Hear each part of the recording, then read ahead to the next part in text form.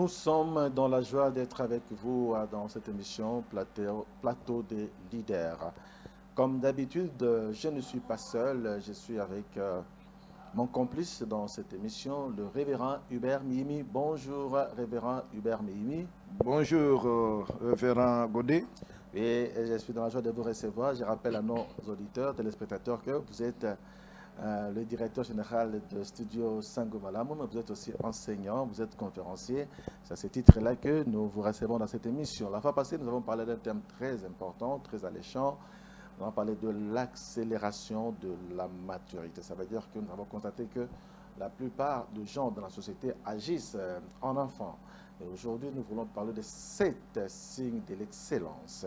Mais avant cela, j'aimerais quand même que nous puissions faire un recul en arrière pour que vous puissiez nous développer, rappeler un peu qu'est-ce qu'il faut faire dans une société pour accélérer la maturité, afin que les gens n'agissent toujours pas comme des enfants.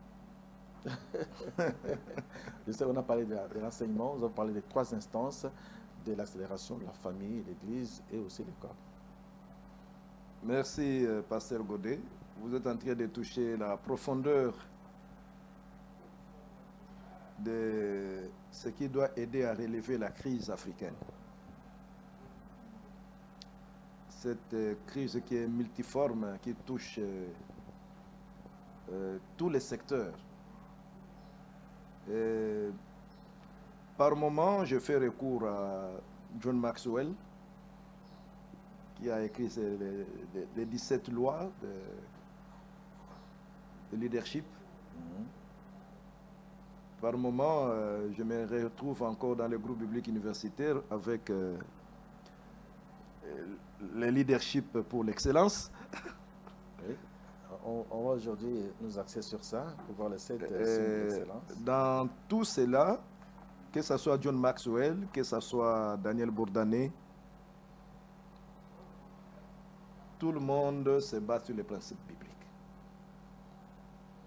Il y a les principes bibliques que nous devons appliquer conformément aux recommandations de notre Seigneur et Sauveur Jésus-Christ, qui est le maître par excellence. C'est lui notre modèle. C'est lui qui nous a appris le leadership de service. Pour Jésus-Christ, il n'y a pas de leadership. C'est le leadership de service. Toute personne qui veut accéder au leadership d'excellence, leadership de service, devenir un homme d'influence, il faut accéder aux enseignements de Jésus-Christ. Les enseignements de Jésus-Christ. Les assimiler et les mettre en pratique. Les mettre, effectivement, il faut les assimiler et les mettre en pratique. Si nous revenons encore à l'un des textes que nous avons lus la fois passée dans l'évangile selon Luc, 5, chapitre 2, verset 52. Où on nous montre Jésus en train de grandir et de croître en stature, en sagesse et en grâce, agréable à Dieu et aux hommes. Oui, dans le besoin, parmi les besoins de l'homme, c'est la croissance. Dans la croissance, il y a la croissance physique, la croissance biologique. Il y a aussi la croissance spirituelle, cette partie qui prend la crainte de Dieu, qui amène la sagesse. La crainte de Dieu qui est le commencement de la sagesse. Ça veut dire que toute personne qui ne craint pas Dieu ne peut pas mener une culture d'excellence. C'est impossible d'appeler quelqu'un excellent alors qu'il n'est pas dans la crainte de Dieu. Oui, on va y arriver. La Bible est riche. Hein? Je peux vous dire par exemple l'honorabilité. Vous savez que ça vient de la Bible. Quand vous lisez dans Hébreux, chapitre 13, lisez-moi un peu ça. Hébreux, chapitre 13, verset 4. Nous avons la version Bible expliquée. Hébreux 13. Avant de vous dire les signes d'excellence, maîtrisons d'abord les fondamentaux, les éléments fondamentaux, les éléments de base. Hébreux 13, 4. 4. Que le mariage soit respecté de tous, honoré de tous, dans selon Oui. version Luc II. Que les époux soient fidèles l'un à l'autre, et Dieu jugera les gens immoraux et ceux qui commettent l'adultère. Quand je prends seulement ce passage biblique, la parole de Dieu dit vrai. Dieu ne ment pas. C'est la vérité. Jésus-Christ est le chemin, la vie et la vérité. Que les mariages soient honorés de tous. Tous là, chrétiens et païens.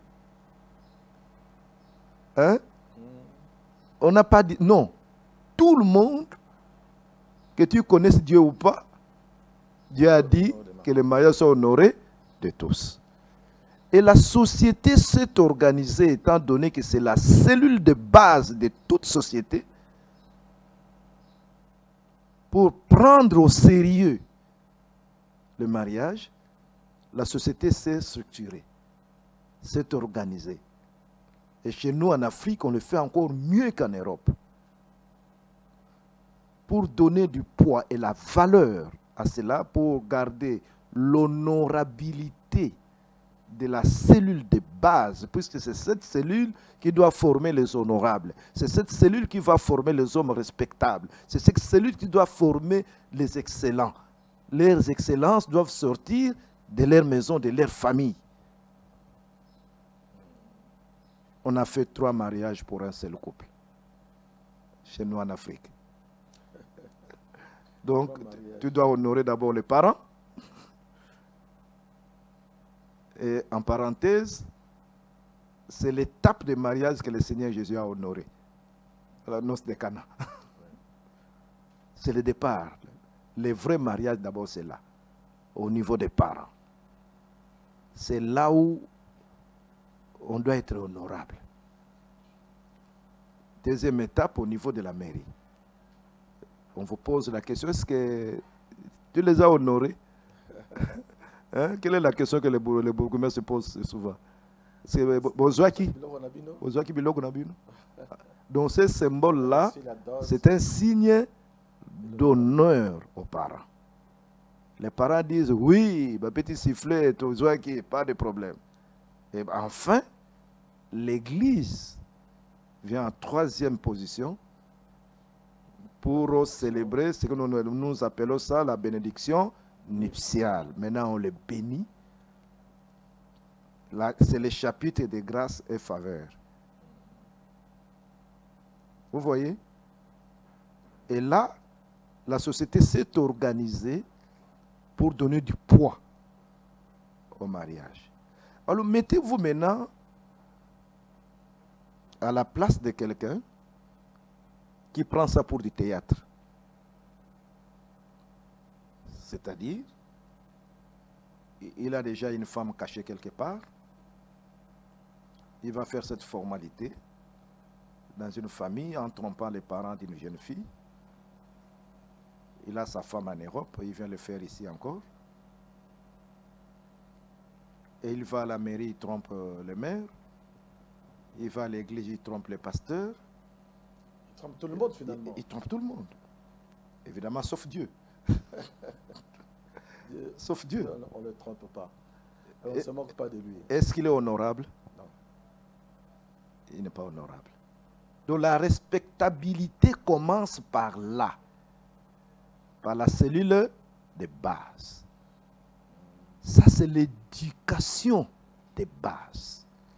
Malheureusement, aujourd'hui, le diable est en train de combattre la cellule de base, surtout dans la société occidentale.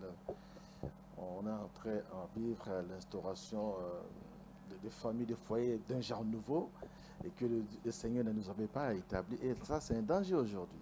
Oui, un danger. Je suis aussi dans les full gospel. Dans les full gospel, j'aime bien ces termes-là. Quand les membres de full gospel se présentent, puisque le full gospel, c'est aussi un ministère de couple. Dans le full gospel, quand quelqu'un se présente, hein, j'aime ça. Et en passant, je salue mon frère Pierre Fouelo, le président national de full gospel. ils ont l'habitude de se présenter que moi, tel, je suis sérieusement marié à une dame qui est à côté de moi. Et Sérieusement marié. ils ajoutent sérieusement marié. C'est un terme que j'ai appris dans le Full Gospel. Ça veut dire que ne sont pas sérieusement engagés. Je suis sérieusement honorable. Vous voyez? D'où la culture d'excellence qui commence par là. Puisque les parents honorés, les couples honorables, commencent la culture d'excellence. Et cette culture d'excellence, ils vont commencer à les communiquer à leur progéniture. Donc la formation d'honneur commence par la cellule de base, qui est la famille, d'où les grands rôles de l'Église, de la société, d'avoir cette notion d'excellence. Si vous demandez parmi les 7 les signes d'excellence, moi je commence par la maturité de ceux qui se marient. On va y arriver, de toute façon c'est ça l'objet de notre sujet. Après nous pouvons parler de l'objet de notre émission plutôt. Nous voulons parler aujourd'hui de 7 signes de l'excellence. En d'autres termes, nous allons voir de 7 signes qui montrent qu'on est vraiment excellent, qu'on est mature. Alors j'aimerais d'abord être un peu plus pratique et parler aussi de vous-même, DG. Je vous surprends peut-être, mais vous aussi, vous êtes leader, vous êtes conférencier, comme je l'avais dit la fois passée. Vous avez aussi mis des lourdes responsabilités dans ce pays. Vous avez été mandateur public. Mais votre dernière sortie de votre dernier mandat-là semble vous avoir humilié. Mais comment un leader maintenant chrétien peut réagir par rapport à ça? Parce qu'on a vu que les griefs que vous portez là n'étaient pas du tout valables. Mais vous êtes comme ça assis, vous ne soulevez pas si monts et cieux pour pouvoir vous justifier. Vous êtes calme, ça. Comment on considère ça? C'est la passivité ou c'est un signe de maturité aussi? Ce n'est pas un signe de naïveté. Bon, je ne parle pas de naïveté. Naïveté, là, je ne vais pas parler de ça. Mais vous êtes passivité, je veux parler. C'est la passivité. Donc vous voulez savoir. C'est la maturité. De la maturité. Pourquoi de mon silence? Oui, par exemple, ça. Vous êtes leader, vous êtes quelqu'un qui est mature, mais vous êtes dans un contexte où vous êtes pratiquement victime d'une calomnie. L'accusation qui ne tienne pas debout, mais votre attitude ferait comprendre aux autres que finalement vous aviez tort. Il y a des choses pour lesquelles il ne faut pas se défendre.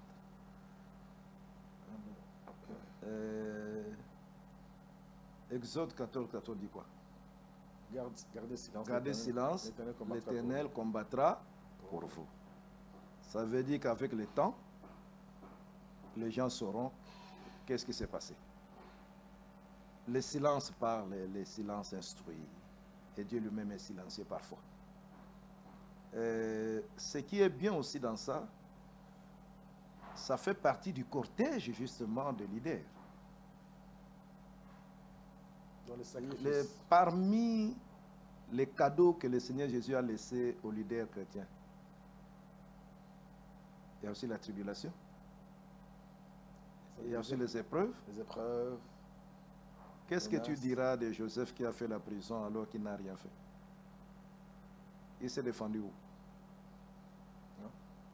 Hein? Mais lui, il avait une destinée bien établie déjà. C'est cursus de Dieu là. Et tu penses que les vrais leaders qui sont dans les processus du Seigneur vont être épargnés des épreuves? Pas forcément, parce que la Bible dit elle-même que si Dieu donne des épreuves, il donne aussi la capacité d'en sortir. Ah oui, l'une des capacités de s'en sortir, c'est la maîtrise de soi. Qui est un signe de maturité. Un signe de maturité. Mais prenons un peu le cas de David. Lis-moi un peu 1 Samuel 24.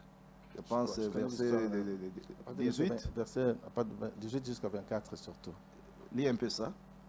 Nous sommes dans... Il a été poursuivi, innocent qu'il était, à cause de jalousie de Saoul. Hein? Oui, oui. Et on chantait, après sa bataille, la victoire contre Goliath.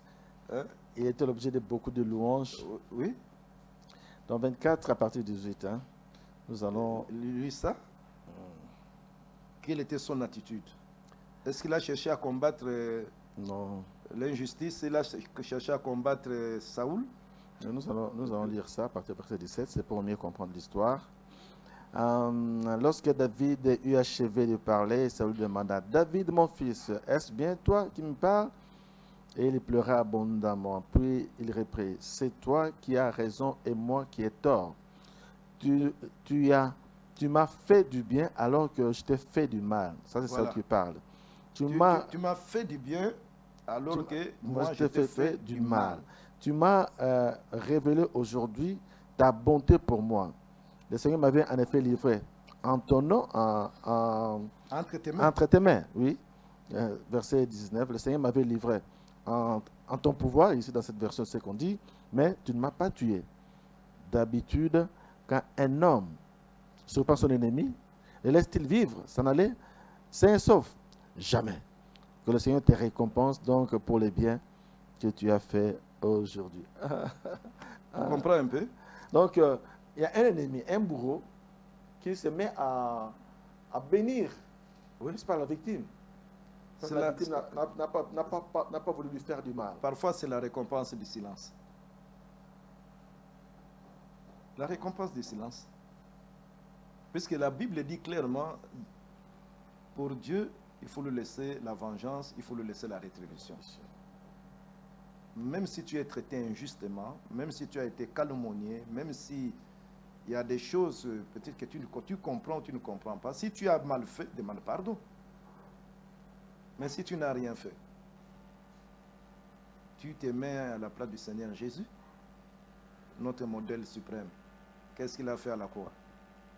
Il a dit pardonne-leur parce qu'ils ne savent pas ce qu'ils sont en train de faire. Et je pense que ce que j'ai fait, si vous avez bien suivi même à Top Congo, je l'ai dit, j'ai pardonné mes bourreaux. J'ai pardonné ceux qui ont monté les coups. J'ai pardonné à ceux qui ont fait le complot. Les restes, Dieu s'en occupe. Il va s'en occuper parce qu'on ne se moque pas de Dieu.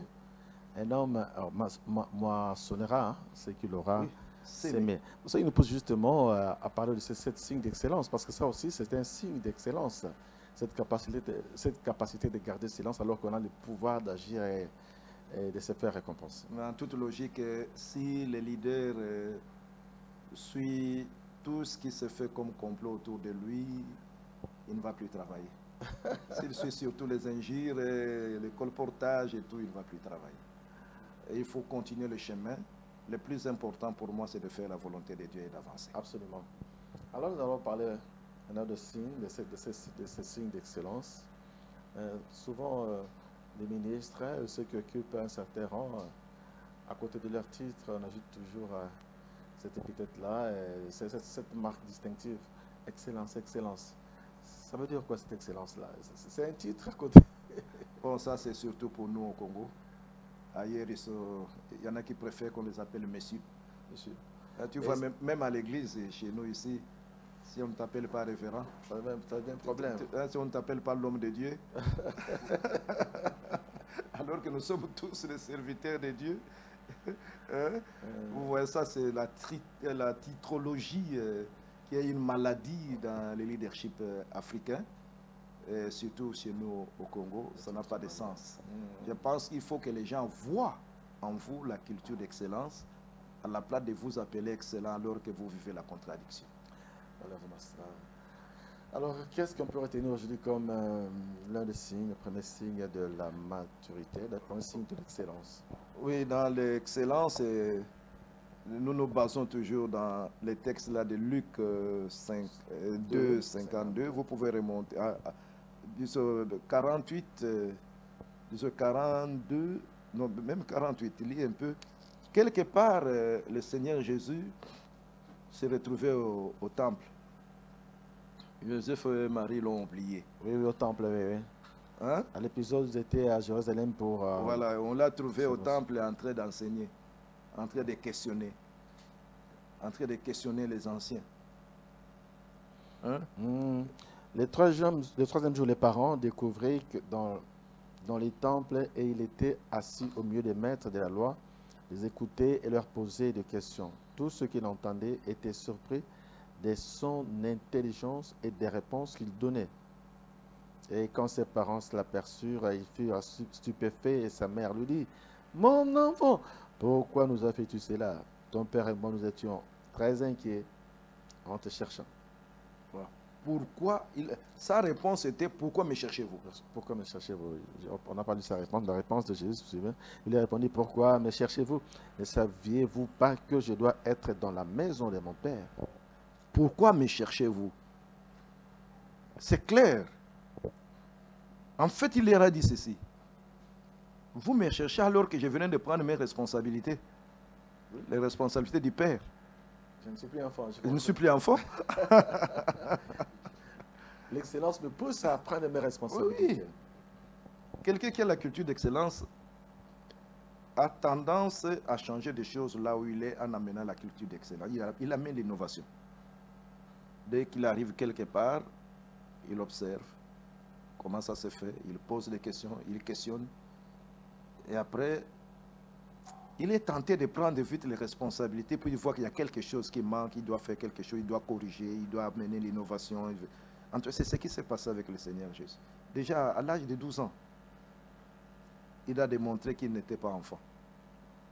Je dois m'occuper des affaires de mon Père. Voilà. Celui qui a cette culture-là est innovant et il doit prendre vite les responsabilités sans titre. Et c'est un signe de maturité. D'être premier signe donc sur la prise des responsabilités. Prise des responsabilités sans qu'on lui donne les titres. Il n'a pas attendu à avoir un titre pour le faire, pour commencer à agir. C'est lui qui a la maturité, le fait. Mais malheureusement, révérend, nous constatons dans notre société, il y a des gens, n'est-ce pas, qui sont pétris de capacités. Ils peuvent se retrouver dans un milieu, dans une entreprise, quelqu'un qu'il connaît, mais il ne fait rien.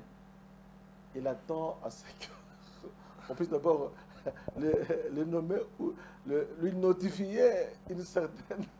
Mais pire encore, sans cela, il ne fait rien. Il a la solution. Oui.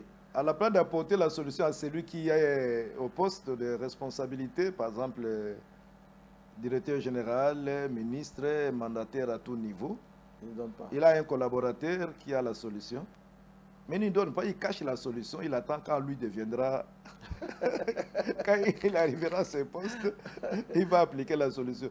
Qu'est-ce qu'il dit que lui deviendra? C'est ça aussi le problème. Il va mourir avec sa solution. Hein? Malheureusement, il y a des gens qui sont morts comme ça, qui sont partis avec des solutions oui. dans beaucoup de situations. Ah oui. C'est pour cette raison qu'il faut que les leaders aient la capacité d'écoute. En écoutant, il finit par trouver la solution qui se trouve déjà là. Mais de l'autre côté, la culture d'excellence voudra que si quelque part tu es solution, fais-toi révéler solution, apporte la solution. C'est comme si dans notre société, il y a des malades, et puis toi, tu as découvert les médicaments. Et tu gardes. Tu caches le médicament, tu dis, le jour où on va me lever comme le docteur Moyembe, alors moi, je vais apporter les médicaments pour avoir aussi. Ah non, non, au contraire. Il y a calamité, il y a catastrophe, il y a épidémie, et que toi, tu as déjà trouvé la formule biologique pour résoudre ces problèmes, tu as les médicaments. Mais va voir celui qui est au poste en fonction. Mais déjà, apporte, puisque tu vas sauver des milliers de personnes.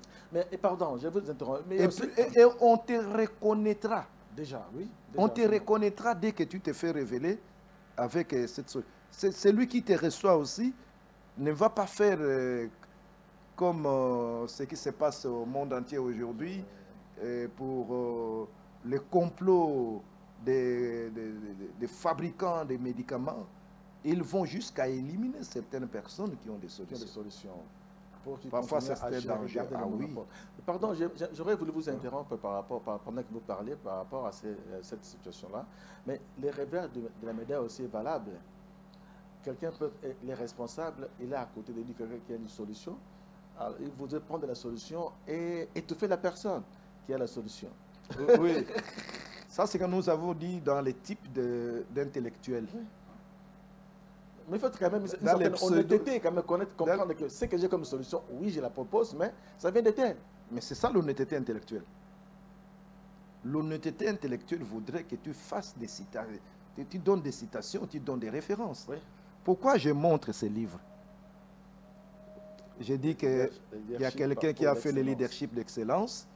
Il a écrit des bonnes choses dedans. Et je cite son nom, Daniel Bourdané, qui était un ancien secrétaire général du groupe biblique universitaire d'Afrique francophone. Pourquoi je cite John Maxwell? Je n'invente rien. Je m'appuie sur eux et je vois aussi qu'est-ce que Dieu a mis en moi qui peut se baser sur ce qu'ils ont fait pour avancer. C'est ça l'honnêteté intellectuelle. On se met ensemble et on avance. On n'invente pas la roue. Il ne faut pas faire comme si c'est toi qui as inventé, si l'idée vient nécessairement de toi. Non. Non, il faut être ouvert. Il faut être ouvert. Ouvert à des critiques. J'ai dit tout à l'heure dans l'une des émissions, hein, le leadership d'excellence voudrait aussi que les leaders aient la capacité d'accepter la contestation. Bien sûr. Ils soient capables d'accepter les critiques. Généralement, dans notre environnement, c'est souvent des critiques destructives. Mais les autres sont dans la façon d'avancer. Critiques constructives.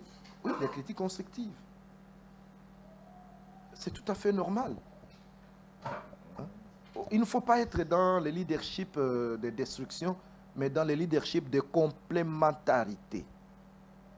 Il faut la complémentarité.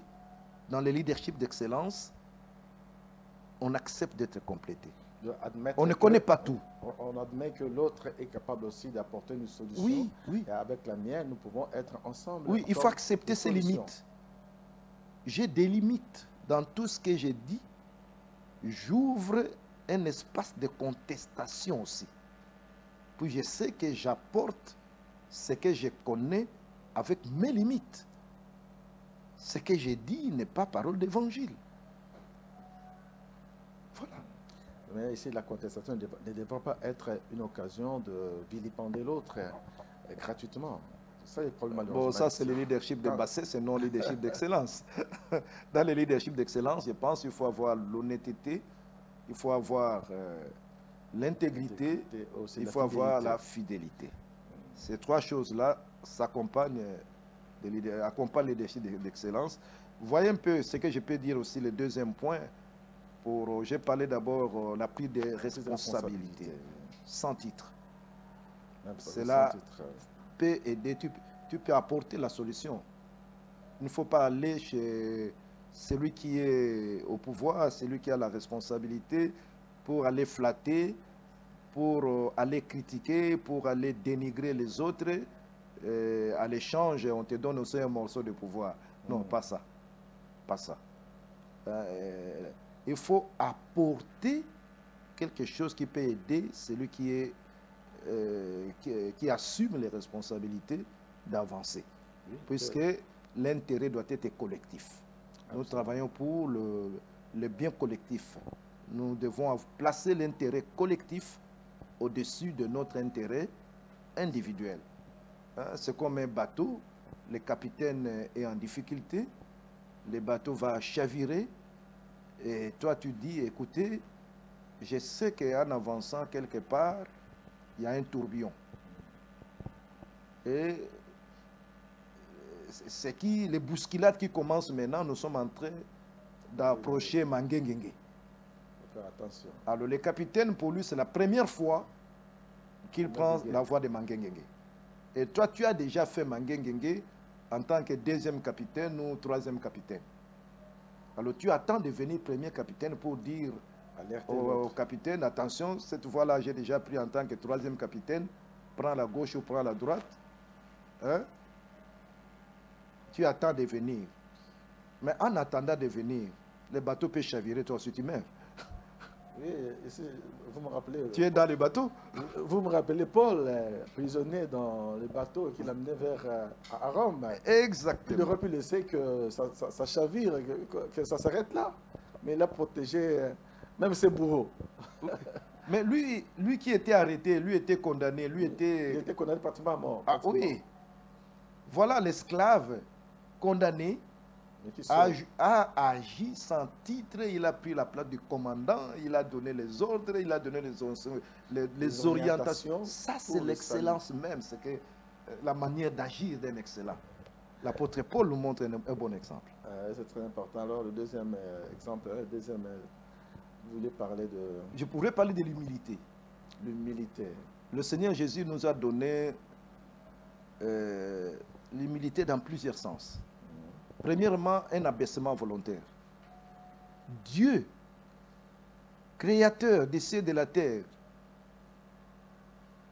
devenir bébé, Ouais. prend la forme humaine. Lui qui est infinitésimalement illimitable. Hein? Ça, c'est Philippiens 2, non? Et il prend la forme D'un être limitée. La forme humaine. Hein? Vous voyez un peu, infinitésimalement élevé, prend la forme finie Fini, d'embryon, fragile. d'embryon même dans le ventre de Marie. Ça, c'est l'abaissement volontaire. Et il prend la deuxième forme quand il est né en grandissant, l'effacement. Ça, c'est aussi notre forme de l'humilité. De l'humilité. Effacement, On n'est pas obligé de se faire voir partout où on arrive. la modestie. La modestie, tu peux arriver quelque part, tu ne te présentes même pas et puis tu écoutes, tu Mais ça, parles. c'est quelque chose que le Congolais a du mal, l'Africain a du mal à digérer. Et, l'Africain aime se sentir important partout. Les m'as-tu vu, quoi? Et est-ce que tu as vu ça, c'est un peu difficile. Oui, l'humilité d'effacement, c'est très important. Le Seigneur Jésus nous a montré ça. Nulle part, il a dit, maintenant vous allez sentir que je suis Dieu. Non. Il a grandi comme tout le monde, et puis en 3 ans, il a fait son ministère, et puis ça a pris fin, il est parti. Il a même limité le ministère en 3 ans. À 3 ans, juste 3 ans, 3 ans. j'ai accompli, Père, j'ai accompli ma Voilà. mission. On a glorifié-moi de cette gloire antérieure. Ok, Voilà. il a accompli. Ça veut l'œuvre. dire que le mandat existe. Je peux dire que j'ai fait mon mandat. 5 ans après, Dieu dit, bon, tu vas ailleurs. Cela étant, je ne vois pas ce par qui la fin de mandat passe. Pour moi, je vois Dieu qui a mis fin à un mandat. Le Seigneur Jésus n'a pas vu ces traîtres. Il ne les a pas maudits. Hein? Et tout ce qu'il a dit, Père, pardonne-les, ils ne savent pas ce qu'ils font, tout est dans ton plan. Tout est dans ton plan et ils ne sont pour rien, pardonne-les. Ils ne savent pas ce qu'ils font. Hein? C'est ce qu'a fait Joseph. Tout en sachant que tout était dans le plan de Dieu, il ne pouvait que pardonner ses frères. Oui, C'est ça la maturité. Oui. Donc l'humilité d'abaissement, l'humilité d'effacement. Et troisième forme, c'est l'humilité des rejets. Le Seigneur Jésus a accepté les rejets. En fait, dans les rejets pour un leadership d'excellence, c'est aussi accepter la contradiction. Oui. On y a fait allusion dans. On a déjà fait allusion à ça. Cela, oui. Accepter Troisièmement, parce que la contradiction. Il nous reste 10 minutes dans cette émission d'aujourd'hui. Donc on peut aujourd'hui citer, peut-être développer un peu plus Oui. tard. Dans le leadership d'excellence aussi, qui est grand signe de maturité, on va repartir aussi dans Jean chapitre 6, 28. On a cherché à faire les œuvres. On cherche comment montre-nous faire les œuvres. Montre-nous comment faire les œuvres. Ce sont les disciples même. Oui, oui. Hein? Ils ont vu que vraiment, Jésus a accompli des grandes œuvres. Nous le aussi, Seigneur nous pouvons Jésus, faire. comme il venait de multiplier les pains. Il a multiplié les pains, ils ont vu que, bon, en tout cas maintenant, Seigneur, donne-nous aussi comment faire les œuvres. Nous devons multiplier les pains. Les gens doivent savoir que vraiment nous sommes avec toi et tu es avec nous. Hein? Et quelle était la réponse de Jésus? Hein? Vous pouvez lire ça, Jean chapitre 6. Jean chapitre 6, verset 28. 28 rapidement. Jean 6, 28. Nous allons lire ces versets. Dans le leadership d'excellence, hein, il faut éviter de fabriquer les miracles, de fabriquer... 26, hein? Oui. 26. 6. 6. Donc j'ai dit Jean chapitre 6, versets 26, 27, 28. Jésus lui répondit, oui, je vous déclare, c'est la vérité, vous me cherchez parce que vous avez mangé du pain à votre faim et non parce que vous avez... Vous me cherchez parce que vous avez mangé le pain. Vous voulez aussi fabriquer des pains, vous voulez devenir des boulangers. Travaillez non pas pour la nourriture qui se gâte, mais pour la nourriture qui dure et qui est source de vie éternelle. Cette nourriture, le Fils de l'homme vous le donne. Parce que Dieu, le Père, a mis sur lui la marque de son autorité. Alors il dit, que devons-nous faire pour travailler, faire des œuvres? Que devons-nous faire pour fabriquer des pains? Oui, l'œuvre que Dieu attend de vous, c'est que vous croyez en celui qui l'a envoyé. Voilà. Dans le leadership d'excellence, il faut d'abord que nous croyions en celui qui a envoyé le Seigneur Jésus. Nous croyons en Dieu et qu'il travaille à nous. Il faut qu'il fasse son œuvre à nous. Il faut qu'il nous fasse croître, qu'il nous amène à la maturité. Et qui nous amène, il amène à nous cette culture-là. C'est ce que nous devons chercher.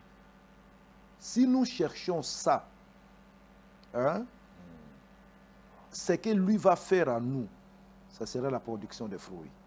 Les œuvres viendront. Oui, et il a dit même, si vous me cherchez de cette manière-là, si nous avons soif de lui, si nous avons soif de sa présence, tu sais ce qu'il peut faire? Dans Jean 14, 12, il a dit, vous ferez même plus que moi. Okay, moi, j'ai multiplié le pain. Vous ferez plus que ça. Vous ferez plus que ça. Mais le leadership d'excellence voudrait que nous puissions d'abord nous concentrer sur Jésus. Nous puissions d'abord demeurer dans sa présence. Puisque la Bible dit même pour Joseph, c'est la présence de Dieu en lui qui faisait les miracles. C'est Dieu qui faisait les miracles. Joseph a cherché la sanctification. Okay. Joseph a cherché de vivre à côté de lui. Le prochain signe, parce qu'il nous reste 5 minutes, on peut juste les énumérer. Oui, le prochain signe, prenons le sacrifice.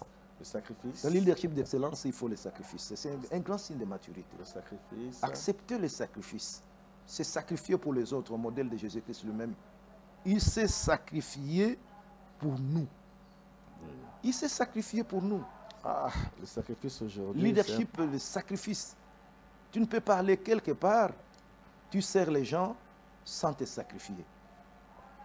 Le leader d'excellence est comme une maman. La maman. Sacrifie sa vie. Oui, ici, peut-être une façon de... La maman africaine consent beaucoup de sacrifices. La maman africaine. J'ai déjà vu une maman. Les maris perdent du travail. Il n'y a plus de quoi nourrir la famille. Elle vend tout, même ses propres habits, les bijoux. Elle met les bassins de farine de manioc en tête, elle va vendre. Voilà, et on peut peut-être... citer, parce qu'on est à la fin vraiment... le leadership d'excellence voudrait qu'on puisse porter le fruit. Quand on est en Jésus-Christ, on obéit, on porte le fruit, et ce fruit-là, c'est pour les autres. Okay. Donner aux autres, ce n'est pas pour soi-même. Il ne faut ensuite, pas trouver le fundraising au nom des pauvres, tu attrapes l'argent et puis tu bouffes toi-même. Tu attrapes une bourse, tu donnes à ton enfant, il va, alors que c'était destiné à quelqu'un d'autre. Non, tu es là pour servir les autres. Le leadership de service. Et puis enfin, pour les autres. Hein? Leadership pour les autres. Je pense que Il y a aussi la persévérance dans le leadership d'excellence, au modèle de Job. Modèle de Job, oui. ah oui. Hein, les épreuves sont faites justement pour les leaders. Accepter les épreuves. Les leaders chrétiens, leadership chrétien. Parce que Dieu forge les leaders chrétiens pour les amener à des grandes expériences partant des épreuves. Les épreuves sont les quotidiens. Les quotidiens des leadership, des leaders d'excellence. Ils doivent vivre ces épreuves au modèle de Joseph, hein, qui en a vécu jusqu'à faire la prison, chez la femme de Potiphar, puis en prison. En prison, hein, vous voyez les sacrifices que Néhémie a fait en mettant son poste. Sacrifice. Oui, il a sacrifié son poste pour aller sauver les autres. Voilà. Merci beaucoup. Nous avons vu les signes de l'excellence. Je crois que ça nous a édifiés. Sachez que nous sommes amenés à croître, à grandir en stature, en sagesse aussi, en grâce pour être de bons leaders. C'est ce que j'ai retenu. C'est-à-dire on doit avoir besoin, n'est-ce pas, de porter des fruits. Et ces fruits-là, c'est pour les autres. Et quand les autres apprécient, je crois que Dieu aussi apprécie. Et Dieu vous donne ce qu'il doit vous donner. Merci beaucoup, révérend Hubert Mihimi. Il y a beaucoup de choses, mais je crois que prochainement, nous allons encore nous y étendre pour que cette école, finalement, cette émission, qui est une école des leaders, soit bénéfique pour chacun de nous. Donc, restez toujours branchés sur cette émission, Plateau des leaders. Nous allons vous retrouver la fois prochaine. Au revoir et au revoir déjà.